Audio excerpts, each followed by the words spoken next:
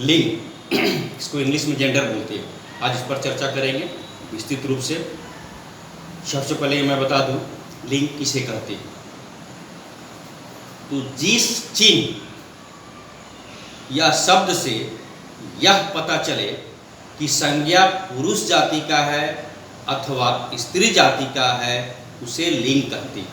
फिर से मैं बोल दे रहा हूँ, जिस चिन्ह से यह पता चले कि शब्द, यानी फिर से मैं रिपीट कर रहा हूँ, ध्यान दीजिए आप लोग, जिस चिन्ह से अथवा जिस शब्द से यह पता चले कि संज्ञा पुरुष जाति का है अथवा स्त्री जाति का है तो उसे लिंग कहते हैं।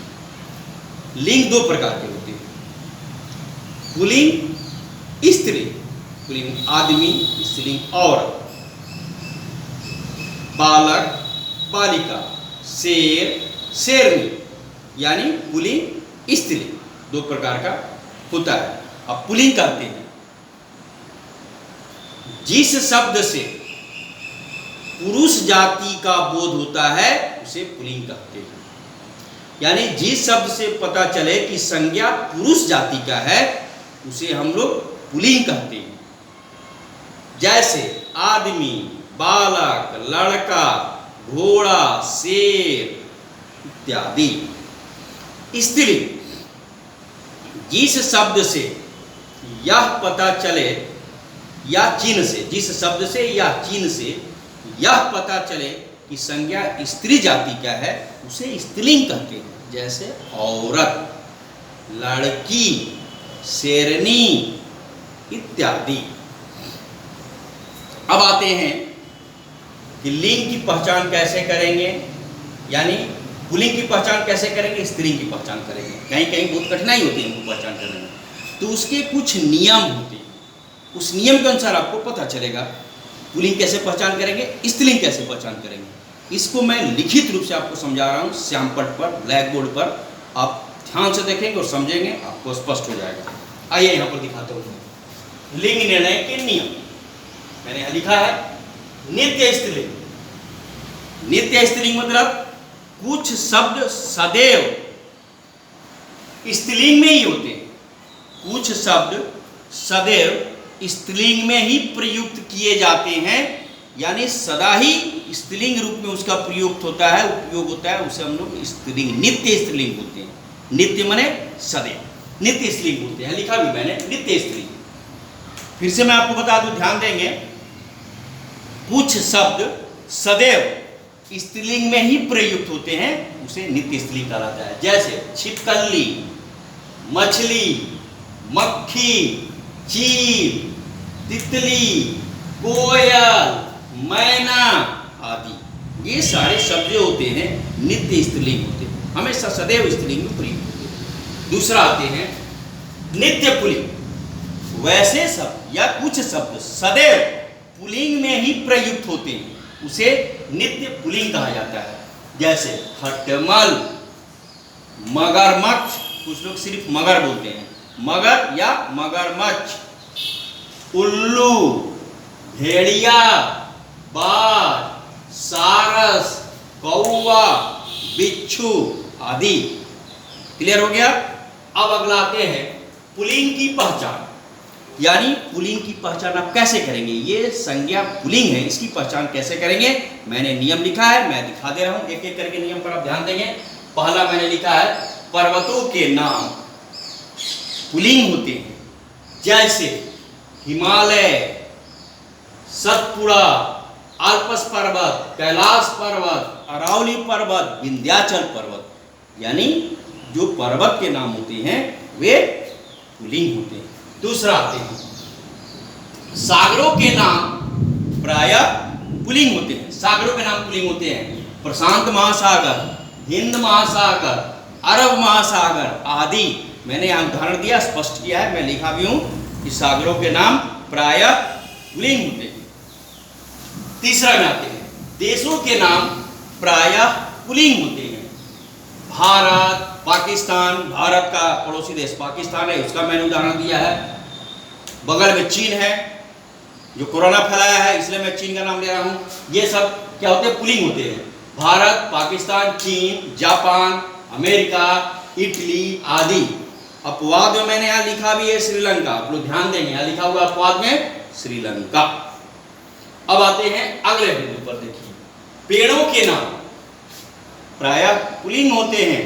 पेड़ के नाम पुल्लिंग होता है, जैसे आम, केला, अमरूद, सेब, संतरा, पीपल, बरगद आदि। ये क्या होते हैं? पेड़ों के नाम प्रायः पुल्लिंग होते हैं। अपवाद में मैं नाम लेता हूं, आप देखिए, अब यहां पर देखेंगे स्त्रीलिंग होते हैं, अपवाद में है, ये पुल्लिंग नहीं होते हैं।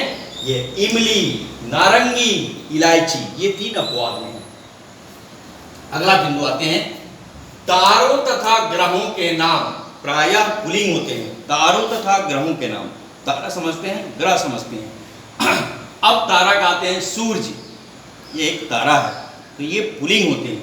चांद, ये उपग्रह, तो ये भी पुल्लिंग होते हैं। शुक्र, मंगल, शनि, ये सब क्या है? ग्रह के नाम है, ये सभी पुल्लिंग होते हैं। अपवाद में क्या है? पृथ्वी, पृथ्वी हम लोग स्त्रीलिंग में प्रयोग करते हैं। अपवाद भी मैंने लिख रखा है, आप ध्यान रखेंगे। अगला आता है धातुओं के नाम प्रायः पुल्लिंग होते हैं। यहाँ पर लिखा है सोना, पीतल, तांबा, लोहा आदि। अपवाद में आता है चांदी, इसीलिए सोना के बाद मैंने चांदी का प्रयोग नहीं किया। नेक्स्ट आते हैं महीनों के नाम। महीनों के नाम, यहाँ मैं हिंदी महीना का नाम बोल रहा हूँ, आप ध्यान देंगे। आप लोग नहीं पता होगा हिंदी महीना का नाम, मैंने यहाँ लिख रखा है, ध्यान देंगे। जो शुद्ध हिंदी की मैं बात कर रहा हूँ, अंग्रेजी महीनों का नाम नहीं, जनवरी, फरवरी, मार्च में बात नहीं कर रहा हूँ, हिंदी महीनों की मैं बात कर रहा हूँ। यहाँ पर देखिए चैत्र, वैशाख, ज्येष्ठ, आषाढ़, श्रावण, भाद्रपद, पौष, माघ, फागुन आदि। हिंदी महीना का नाम आप लोग याद रखेंगे, ये पुल्लिंग होते हैं। उसके बाद आते हैं दिनों के नाम, पुल्लिंग होते हैं। सोमवार, मंगलवार, बुधवार, शुक्रवार इत्यादि, ये जो शब्द होते हैं दिनों के नाम, ये पुल्लिंग होते हैं।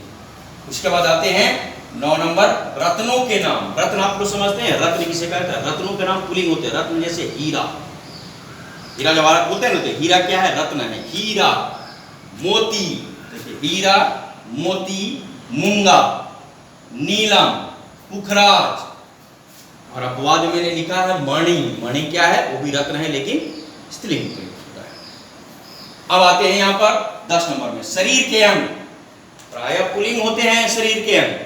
अब हाथ, पैर, गला, सिर, दांत, ओठ, कान, बाल, मस्तिष्क, मुंह, कंधा, ये सब क्या होते हैं? पुल्लिंग होते हैं। मैंने यहाँ पर नाम लिख रखा है, बहुत सारे अंग सब पुल्लिंग होते हैं।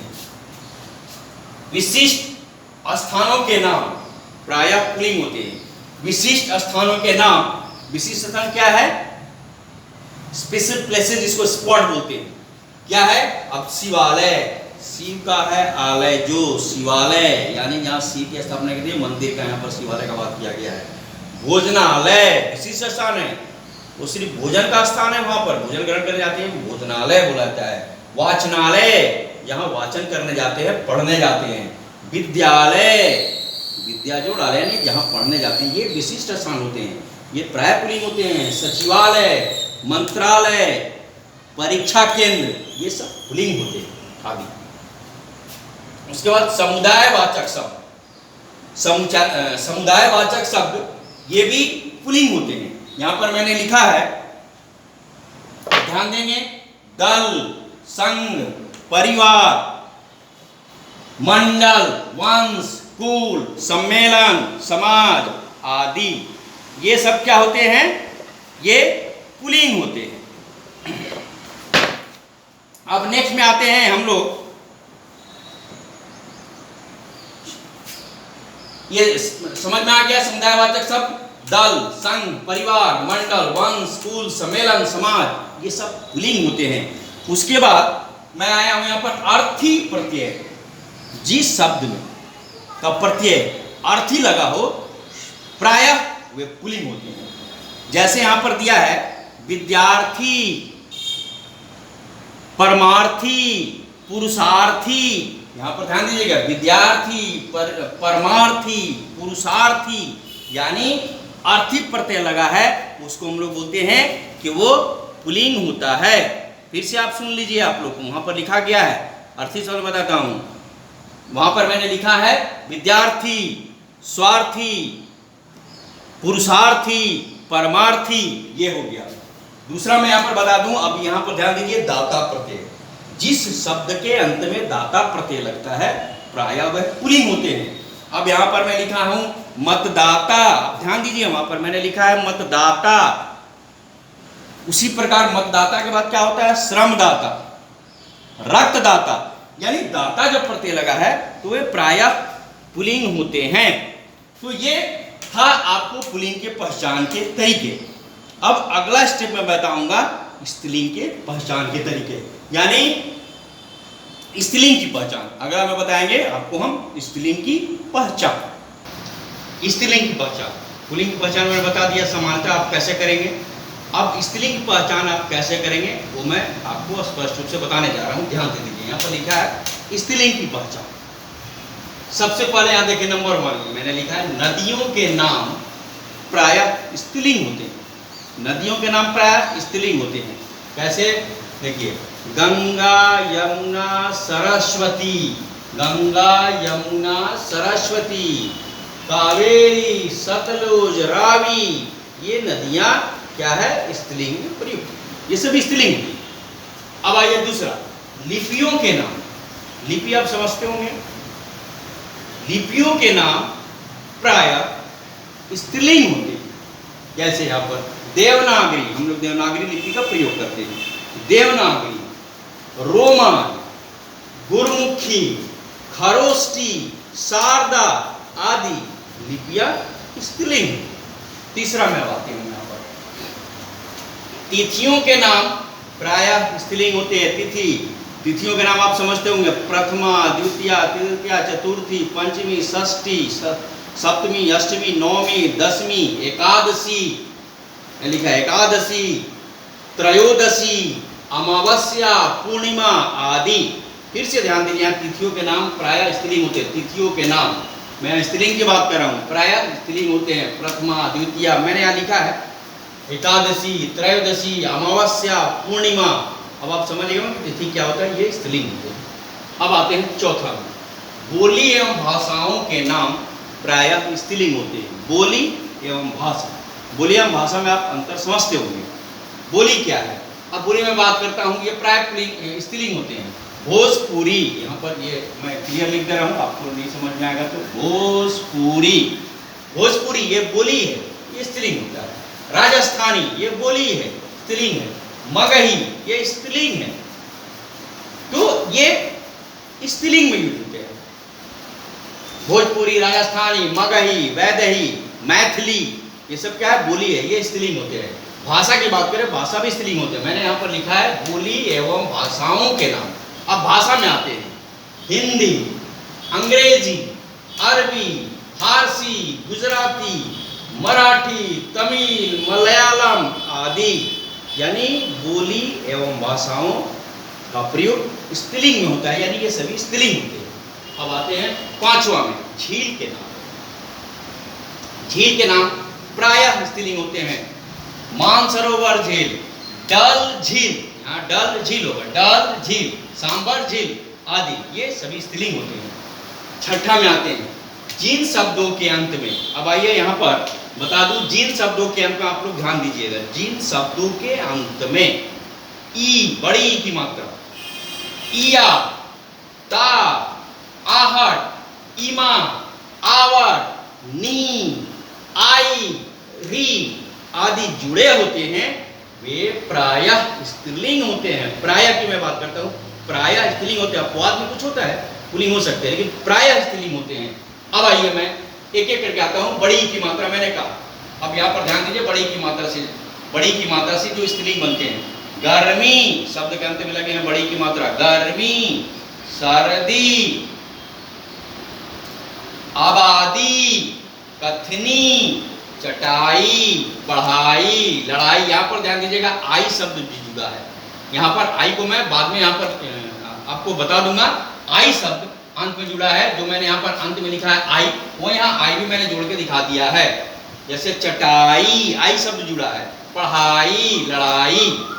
चलिए अब आ गया यह शब्द हो गया ता शब्द। ता शब्द जो लगते हैं स्त्रीलिंग बनते हैं। यहाँ पर देखिए ता शब्द से एकता, पशुता, कटुता, मनुष्यता, लघुता, प्रभुता, दासता, ये सब क्या होते हैं? ये स्त्रीलिंग शब्द होते हैं। चलिए अब आते हैं, ता शब्द समाप्त हो गया। अब आहट शब्द, जिस शब्दों के अंत में आहट लगता है वे प्रायः स्त्रीलिंग होते हैं। जैसे चिकनाहट, घबराहट, मुस्कुराहट, मिलावट, ये सब क्या है? आहट शब्द है। चिकनाहट, घबराहट, मुस्कुराहट, ये सभी स्त्रीलिंग होते हैं। अब आते हैं इमा शब्द। यहाँ पर आहट हो गया इमा शब्द। इमा शब्द से देखिए जो अंत में लगेगा वो स्त्रीलिंग होगा। जैसे नीलिमा, महिमा, गरिमा, कालिमा, प्रतिमा, ये सब क्या होते हैं? स्त्रीलिंग शब्द होते हैं। अब आते हैं यहाँ पर आवट। आवट शब्द को मैं अलग से बता रहा हूँ। आवट शब्द जिसके अंत में लगता है वो भी प्रायः स्त्रीलिंग होते हैं।